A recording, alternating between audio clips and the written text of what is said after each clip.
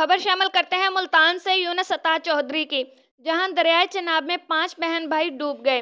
तफसीलात के मुताबिक मुल्तान बन बोसन के करीब दरियाए चनाब में नहाते हुए एक ही खानदान के 5 अफराद डूब गए, जिनमें से एक की लाश निकाल ली गई है।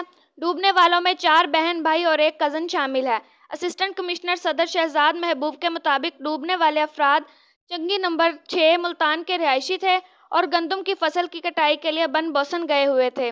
डूबने वाले बहन भाइयों में रुकैया उम्र 16 साल, शहजादी उम्र 18 साल, फरीहा उम्र 8 साल और फारूक की उम्र 18 साल है, जबकि कज़न 13 साल माजिद भी शामिल है।